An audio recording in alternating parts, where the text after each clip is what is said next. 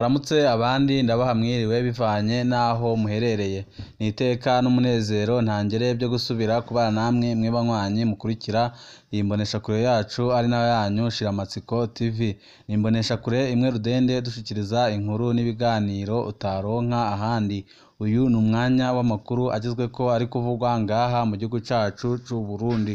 Amakuru aba yibanda cane cane ko aba ari kuvugwa ku gateka kazina muntu, aba ari kuvugwa mu cibano, aba ari kuvugwa ku mbuga ngurukana bumenyi, aba ari kuvugwa muri politiki ndetse n'ayandi yose muba mwaranyegejwe turatohoza amaze tukabaha ido n'ido. Nizere ko we kurikirana iyi mboneshakure imwe rudende dushikiriza inkuru n'ibiganiro utaronka ahandi wamaze gupyonda kuri sabone canke subscribe ku bakoresha ururimi rw'icyongereza kugira ngo uko ducijeho amakuru n'ibiganiro bene nk'ibi by'ubu wa mbere mu gushikirwa nabyo. Tudatevye rero amakuru yacu tatangurire kuri no nkuru iriko iravugwa cane ngaha mu gihugu cacu c'u Burundi. Umugambi wo gukoresha ubuhinga bwa none mu gutanga impapuro ndangamuntu mu Burundi ugeze ahashimishije. Kuri uyu wa 13 ndamukiza umwaka wa 2023 ubushikiranganje bw'intwaro yo hagati mu gihugu bufatikanije n'ishirahamwe mpuzamakungu PNUD bwaratunganije inama y'umwiherezo waho imigambi y'iterambere ubushikiranganje bukorana na PNUD igeze mu gushirwa mu ngiro. Imwe muri iyo migambi harimwo ibijanye n'igikoreshwa ry'ubuhinga bwa none mu bijanye no gutanga impapuro ndangamuntu mu makomine hamwe no gukinga imyuzure y'amazi iva ku ruzi rwa Rusizi rutera ababa mu micungararo yarwo. Muri rusange umushikiranganje arashimishwa n'intambwe ibikorwa bigezeho, akamenyesha ko hagiye no gutangura ibikorwa bishasha byo gukurikirana ku kivi imigambi ubwo bushikiranganje bukorana n'iryo shirahamwe uko iriko irarangurwa. Hakaba hagiye kwama haba ndetse buri kwezi inama nk'iyo mu bushikiranganje yo kwihweza ibikorwa aho bigeze n'ibyokorwa canke byokosorwa kugira ngo bashike kwihangiro bihaye. Ku bijanye n'ibyo gukoresha ubuhinga bwa none mu gutanga impapuro mu makomine, umushikiranganje amenyesha ko ibikorwa bigeze ku ntambwe ishimishije mu makomine 11 ariko ageragezwa ibyikoreshwa by'ubwo buhinga. Aha mwomenya ko muri ico gisata harikiri intambamyi zifatiye cane cane ku kuronka internet nziza mu makomine hamwe n'icikagurika ry'amatara. Umushikiranganje kamenyesha ko ariko ico kibazo c'umuyagankuba coco umuti wamaze kuboneka ko hagiye gutangura gukoresha umuyagankuba uva ku mishwara y'izuba n'umuyaga. Umushikiranganje w'intwaro yo hagati mu gihugu iterambere rusange n'umutekano arahumuriza n'abantu baba mu micungararo y'uruzi Rusizi nk'ibikorwa byo gutunganya inkombe z'urwo ruzi byari byatevye bivuye ku mvura ko vuba cane bigiye gutangura.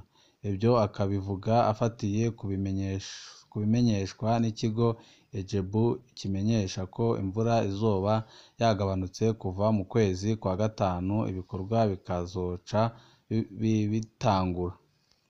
Kakaba kabaye n'akaryo k'umushikiranganje ko kwibutsa abajejwe intwaro ko bahamagariwe kuba bantaryo abasuku b'abenegihugu.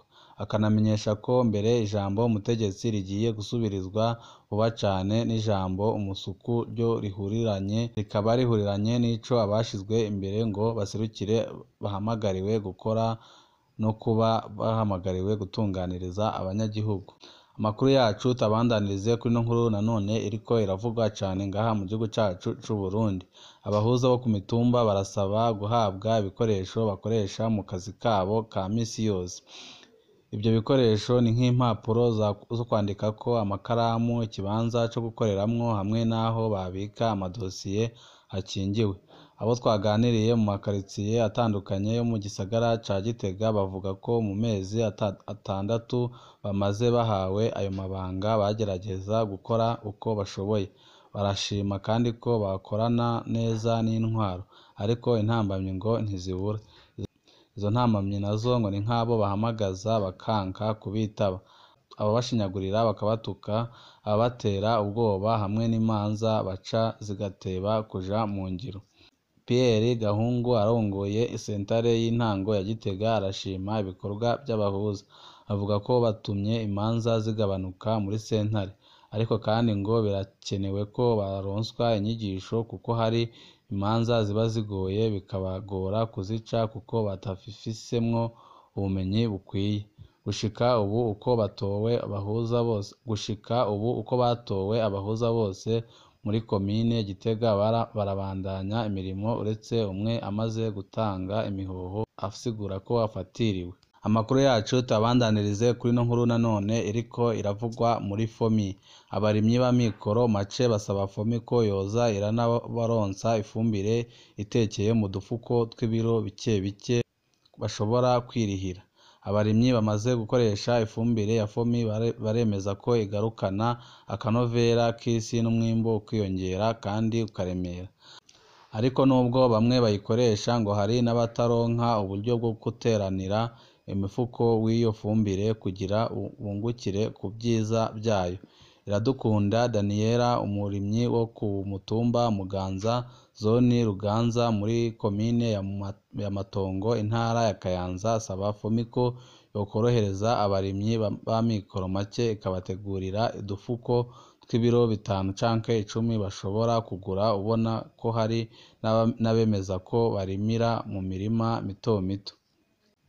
Anasaba FOMI ko yotunganya amangazini acuruza iyo fumbire kugira abarimyi bazoze barigurira gake gake kuko bose batarimira rimwe ngo. Manyange, icegera c'umuyobozi mukuru wa FOMI, ati igisabo co kwiga uburyo twotekera ifumbire kugira n'abamikoro make barabe ko boshobora kuyigura turamaze kucumva mw'ihinguriro FOMI. Rero nk'abahinga turiko turagerageza turaba ukuntu tubikorako n'ingene byoja mu ngiro. Igihe tuzobona ko twobigeze ko abarimyi bazoheza babimenyeshwe.